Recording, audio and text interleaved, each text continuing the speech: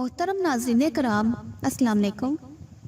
आज की वीडियो में एक बहुत ही दिलचस्प वाक़या बयान करने जा रही हूँ। उम्मीद है कि आपको ये वाक़या बहुत पसंद आएगा और साथ ही साथ इस वाक़या में आपको एक नसीहत भी मिलेगी। तो वीडियो को कहीं से भी स्किप ना कीजिएगा और एंड तक लाजमी देखिएगा। हज़रत अब्बास रज़ियल्लाहु तआला अन्हु का घर मस्जिद नबी के साथ था और इस मकान का परनाला मस्जिद की तरफ था। जब बारिश होती तो परनाला से पानी गिरता जिसके छींटे नमाजियों पर पड़ते। हज़रत उमर रज़ियल्लाहु तआला अन्हु ने नमाजियों पर छींटे पड़ते देखे तो परनाले को उखाड़ फेंका। सैयदना अब्बास आए, देखा कि उनके मकान का परनाला उतार दिया गया है। पूछा ये किसने उतारा? जवाब मिला अमीरुल मोमिनीन ने नमाजियों पर छींटे पड़ते देखे तो इसे उतार दिया।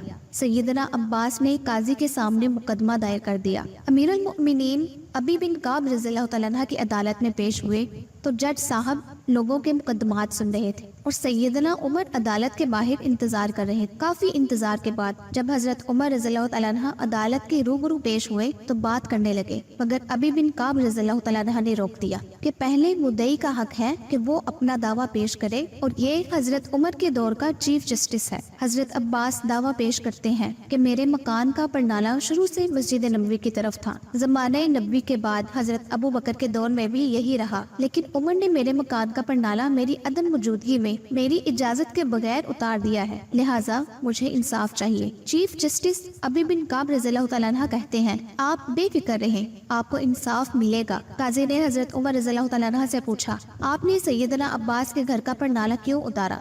22 लाख मुरब्बा मील का हाकिम कटहरे में खड़ा होकर कहता है सैयदना अब्बास के मकान का परनाला मस्जिद नबवी की तरफ था। जब बारिश होती है परनाले से पानी बहता है और छींटे नमाजियों पर पड़ते हैं जिससे नमाजियों को परेशानी होती है, इसलिए मैंने उतार दिया। अबी बिन काब ने देखा कि सैयदना अब्बास रज़ियल्लाहु तआला अन्हु कुछ कहना चाह रहे हैं। पूछा आप क्या कहना चाहते हैं? सैयदना अब्बास कहते हैं ये जिस जगह मेरा मकान है यहाँ रसूल करीम हजरत मोहम्मद सल्लल्लाहु अलैहि वसल्लम ने अपनी छड़ी से मुझे निशान लगा कर दिया और मैंने इसी जगह मकान बनाया। फिर जब परनाला नस्ब करने का वक्त आया तो आप सल्लल्लाहु अलैहि वसल्लम ने कहा चचा मेरे कंधे पर खड़े होकर इस जगह परनाला नस्ब करते। मैंने नबी पाक के कंधे पर खड़ा होने से इनकार किया, मगर भतीजे के इसरार पर मैंने उनके कंधे पर खड़ा होकर यहाँ पर नाला नस्ब किया। यहाँ पर नाला नबी पाक सल्लल्लाहु अलैहि वसल्लम ने खुद लगवाया है। अबी बिन काब ने पूछा इसका कोई गवाह है आपके पास? सैयदना अब्बास जल्दी से बाहर गए और कुछ अंसार को लेकर आए। उन्होंने गवाही दी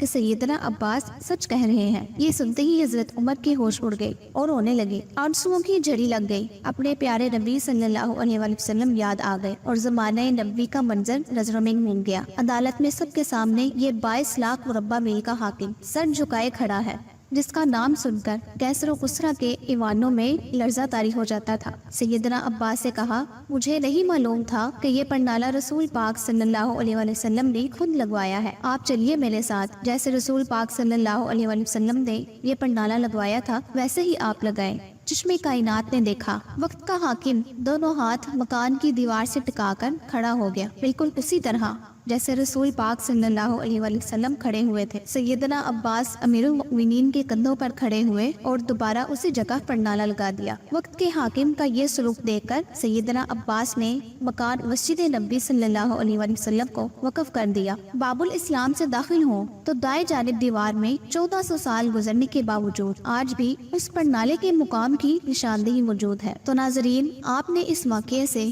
क्या नसीहत हासिल की है मुझे कमेंट बॉक्स में लाजमी बताइएगा। अगर वीडियो पसंद आई है तो अपने दोस्तों के साथ भी शेयर जरूर कीजिएगा और मेरी हौसला अफजाई के लिए वीडियो को लाइक भी कर दीजिए। दुआओं में याद रखें। अल्लाह हाफिज।